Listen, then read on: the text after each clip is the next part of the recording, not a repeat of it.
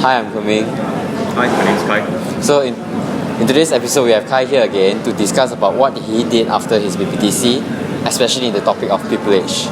So when you came back to Malaysia to do your last paper after that, can you give us a chronological order of what happened afterwards? What happened afterwards? Let's see.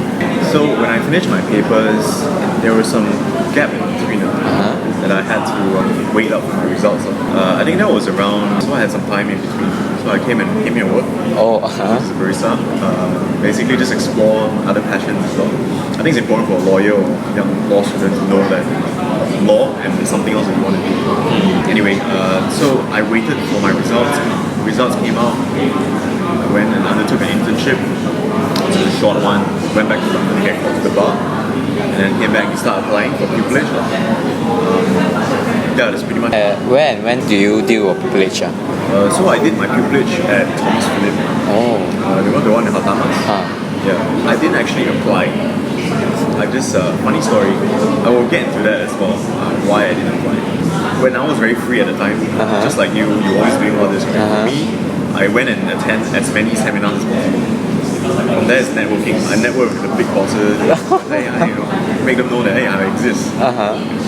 That's actually how I got a position at Thomas Phillip. Because I would go to their talks every week. At the point, I think the founder, he's Matthew Thomas Phillip, the big boss, managing partner.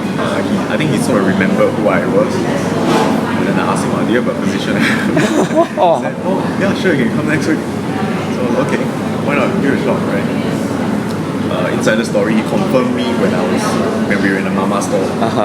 So it was a very weird experience. There's a lot of people that will apply. I obviously had my CV. I went for a few interviews already, but I was more keen on networking and see who I can speak to. Trying to muscle my way through in a sense. So I'm pretty lucky to end up there. A very good boutique litigation firm. So yeah. Very interesting experience, to say the least, to go through the traditional route. Then a follow-up on those seminars and whatnot, what were they specifically about? Usually it's a lot of practice-related issues, very practical stuff. Because the theory stuff, obviously, you can just read up, do research yourself. I think law firms these days, when they do BD, business development, it is part of their BD plan to have all these seminars so they can invite people from outside. So I was just one of those guys. I applied, sat there to the point I knew almost every associate before I was even part of the organization. And it all just fit like a glove, I guess. It happened naturally.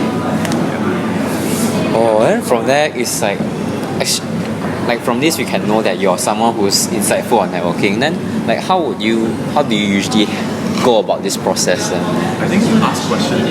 Ask questions. I started in the seminars. I will ask a lot of questions. No, I don't care if it's stupid questions or whatever. They're there for you to answer your questions. So I'll raise my hand, talk about it. And I think a lot of law students are very shy when you go for networking. You have to be.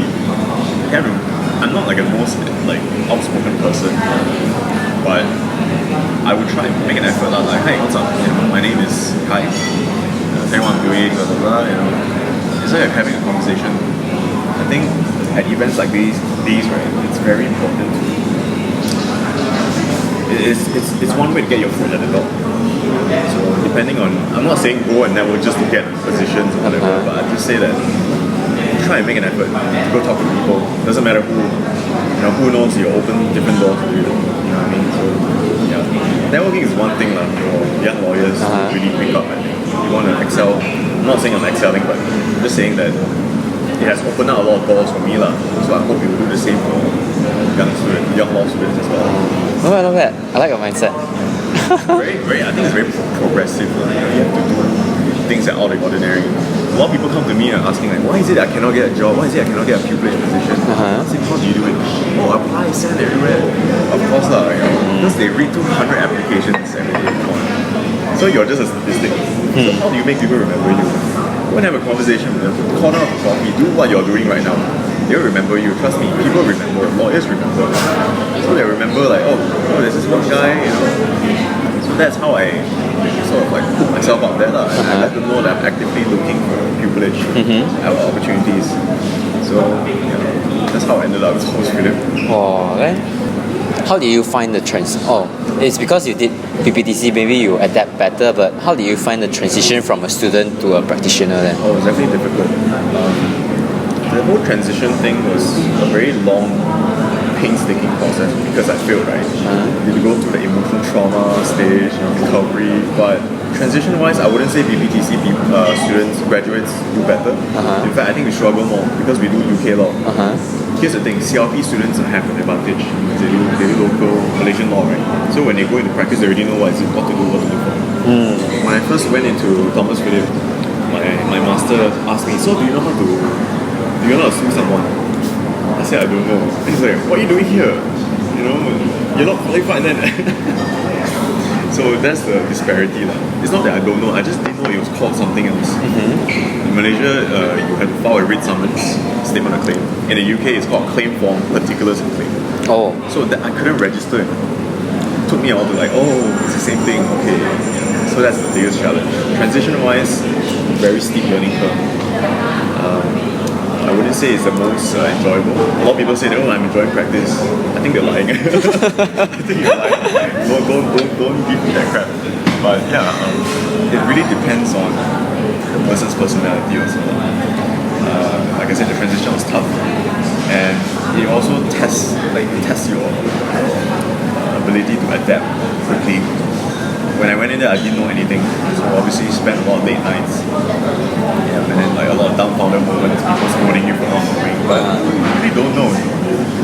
So it was tough. Transition's not easy. And I think everyone goes through that process.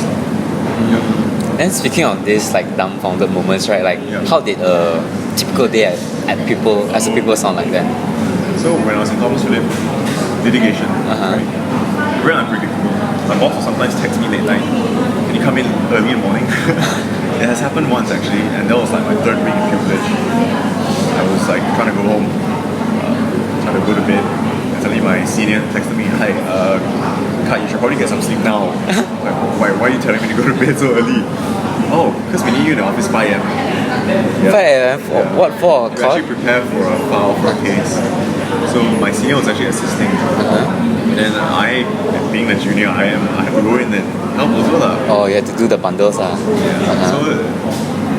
it was very unpredictable. I wouldn't be able to give you like a typical day in Thomas Philip. I think for a lot of people it's the same. But if you really want to ask that question, I would say okay, I'll wake up at 6, do whatever, shower, prepare have breakfast, or drive to work, race the jam. I'll reach office around 8 or earlier, because usually I'm pretty early. And then I go in there, just get a coffee and then start 8:30. Oh. Yeah, and then just non-stop, every day. Yeah. Then, were there any highlights of your time there? The moments where you felt oh. Definitely. One thing I'm really grateful for my master is that he doesn't care. He doesn't, he throws me in the deep end.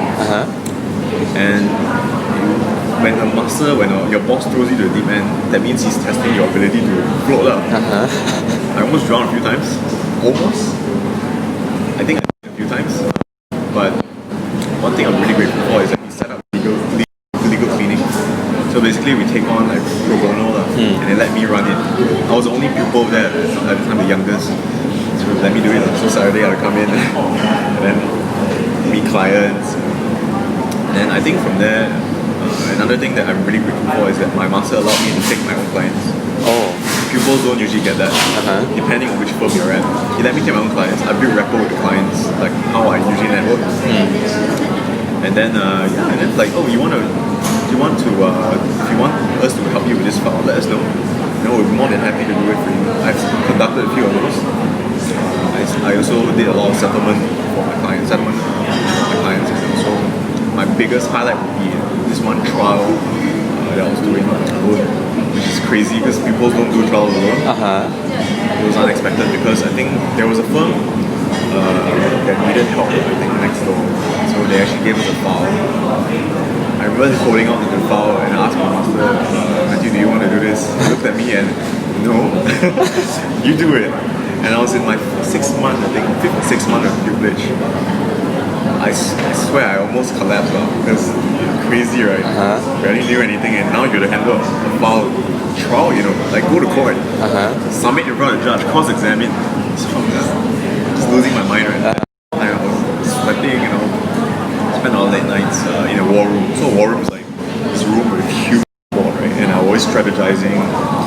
So I was pretty much alone at the time because the lawyer handling that file already left the firm. So I dragged on another pupil who is also as junior as I am. Both was just like work on the file. And then the trial was in Bangi court. And then I think the opponent had a very senior lawyer. And the day we met them, I think the opponent was like, "Are you kidding me? The Thomas Philip really sent juniors to come fight me." But we won that case, So it was like ridiculously, I was just incredibly happy. The client was very happy also because I think they had a chip on their shoulder. This one opponent has been bullying them for many years. And they said they have to win. I'm like, okay, but I didn't tell them I was a pupil the whole time. This is my first trial. So it was a very interesting experience, handling a file from start to finish. Just stumbling upon a lot of processes which I'm not even familiar with, filing all these papers, drafting. Obviously I have someone overseeing me, but this associate is just 1 year older than I am, 1 year more senior than I am. So it was a really hands-off sort of approach. So the experience really made me a bit more resilient when it comes to dealing with a lot of hardship in practice. And also just keep an open mind, try new things. Who knows you're going to do well. I have a feeling that my master at the time didn't really care anymore. He's like, you know what, if you fail, it's okay. So when we won, right, he was like, I think he was quite happy as well. Okay. Pupils should be trained to be independent as well. The irony is that to be independent, basically it means they don't care about you. So what training is that, right? Training it comes from you. You have to be able to go out there and be resourceful. So that was like the biggest highlight throughout the whole pupillage. Of course I did settlement, I did this one file, very interesting also. So the opponent sued our client. And then apparently our client didn't want to came to legal training. So I counterclaimed the opponent. And then opponent, I think they found out that the case was actually very weak. So I negotiated with them on the phone with, I think, one of the partners. And then eventually we settled. The one thing I really remember that was really interesting was when my boss came and asked me, "You took this file, and then what happened? You guys settled, right? Whose favor?" I said, "Our client's favor." I said, "What? They sued us, but they got money out of it. Our client got money out of it. Usually it's not like that. It doesn't happen like that." So that was very funny. The client was very happy. So that was one of the other moments. I think you don't get that sort of experience anywhere else. It really comes down to the firm culture and how willing the boss so that you can hold the files yourself. When I was there, I did all the files myself, handle my own clients. Very valuable experience overall. So I think that's an important part when you look for firms to do pupillage. You have to see how much are they willing to risk it for. Because they have insurance, right? So you play around, it's for you to go and find yourself, find your voice in this industry. So I just experimented and did all we can. That was the biggest thing that I took away from my pupillage experience. That's good. Crazy, but it was fun. From there, it's, you see, like 3.2, right? It's like to like shorten the video on this, right? It will be more specifically just on you, like I'll stand there, then you look directly to the camera. Is that alright with you? Yeah, which camera though? I'll pause again, then I'll film again. Can, no problem.